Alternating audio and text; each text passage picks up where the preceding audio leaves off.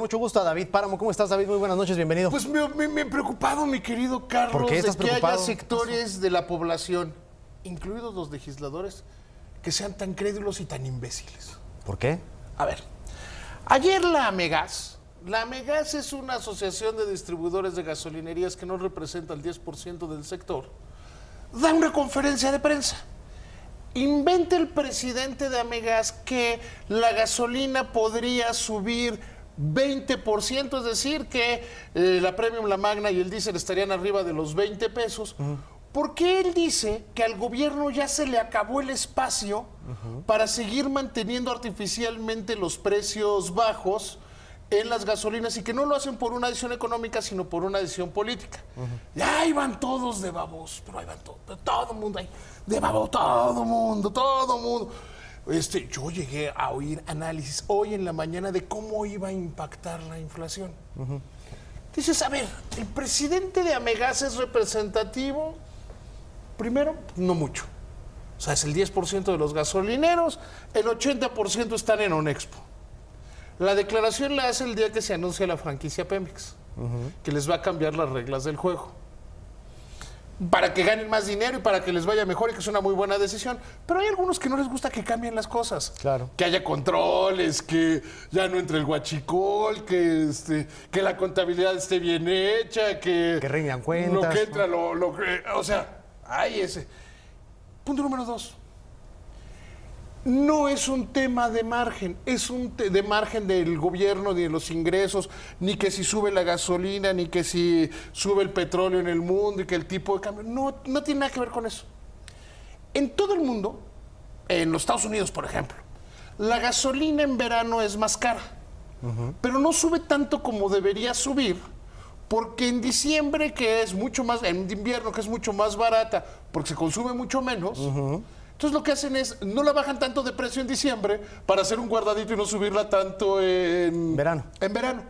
En México, con base en esa experiencia y entendiendo que es un mercado que estuvo casi 80 años cerrados, la Secretaría de Hacienda, incluso te diría que el subsecretario Besmacher, diseñaron una fórmula que va quitándole los picos. Hemos visto que ya se liberalizó el mercado de combustibles en todo el norte del país y los precios no variaron sustancialmente. Originalmente se había dicho que el 30 de noviembre se liberaba el centro del país y que el 30 de diciembre, el 31 de diciembre se liberaba la península de Yucatán.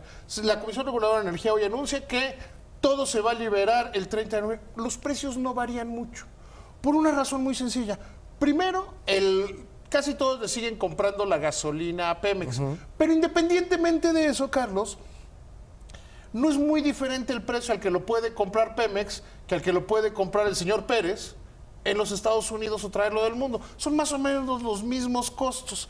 Este esquema de banda, además, va cerrando esos picos y ya fue autorizado por el Congreso. Me parece absurdo que salgan los del PRD. No tendría sustento legal. Primero, no lo dijo el gobierno.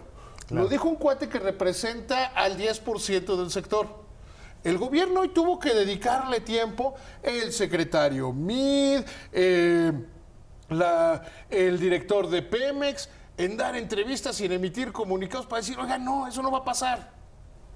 Entonces, a veces me preocupa esta frivolidad, esta manera en la cual vemos las cosas desde el punto de vista de drama, desde el punto de vista de la preocupación.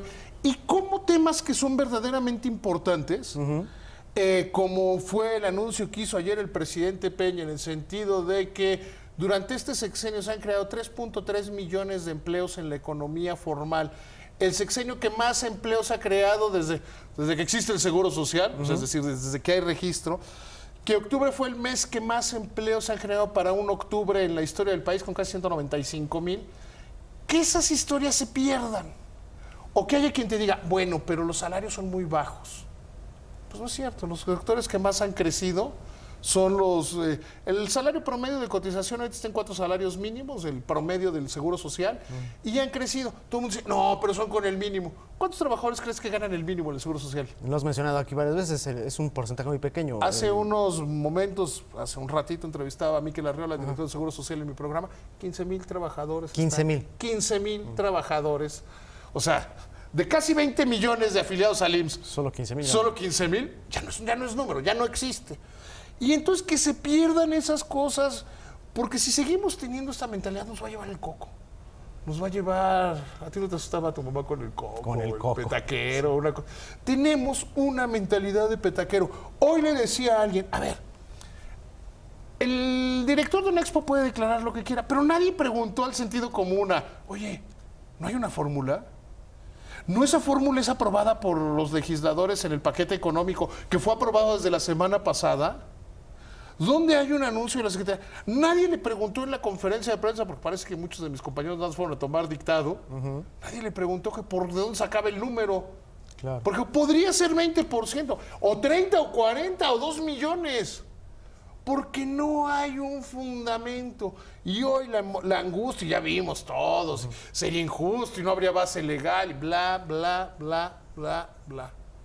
Es absurdo. Y vámonos todavía más allá, todavía hay una siguiente, Carlos, que sí me gustaría poner sobre la mesa. ¿A quién daña los altos precios de la gasolina? Los consumidores. Al que consume más. Sí, claro. Yo tengo un carro, tú lo conoces, 8 cilindros. Pues es justo que yo pague mucho más por la gasolina. Claro. Que alguien que tiene un carro de 4 cilindros o que tiene un carro híbrido. O sea, es por el consumo. Cuando había precios controlados de la gasolina, se destinaban 200,000 millones de pesos a subsidiar. Al subsidio.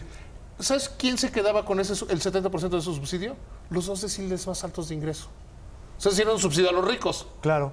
A los que tienen camionetotas, a los que tienen carros como el mío, etcétera, etcétera, etcétera. Y para que al decil más pobre, es decir, al 10% más pobre de la población le tocara un peso de ese subsidio, al más rico le tocaban 32.